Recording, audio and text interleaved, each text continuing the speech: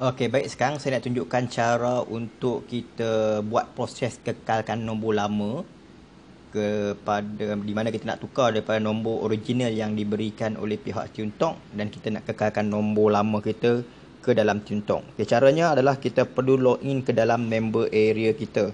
Jadi kita pergi ke member area, okey, tongroup.net. Okey. Login di sini. Masukkan nombor IC anda. Masukkan password. Okey, bagi orang yang pertama kali login, passwordnya adalah 1234. Okey.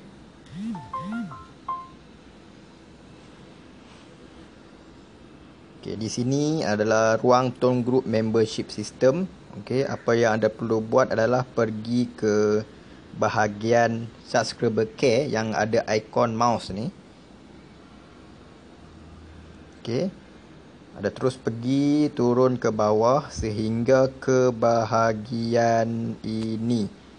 Okey, ke bahagian ini, Mobile Service Information. Okey, di sini boleh dapat melihat nombor Tomplus saya iaitu 011. Okey, di bawah itu ada ruang untuk port in mobile number. So, anda perlu klik di sini. Okey, anda masukkan nombor apa yang anda nak port in. Contohnya saya masukkan nombor ini.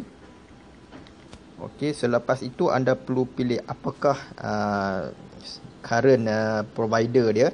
Contohnya adalah Maxis. Okey. Okey, contohnya ada Maxis, anda klik Maxis. Okey.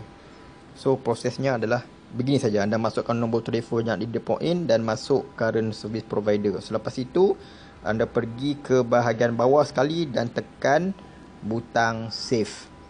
Okey, biasanya ia akan mengambil masa dalam 48 jam untuk proses ini berjaya. Sebelum itu, pihak telco anda akan hantar satu SMS pengesahan dan anda perlu reply SMS itu, dan jika tiada masalah, proses kekalkan nombor lama akan berjaya. Okey, baik. Sekian itu saja. Jika ada pertanyaan, boleh terus WhatsApp ke dalam grup untuk kita berikan penjelasan yang lebih lanjut. Sekian, terima kasih.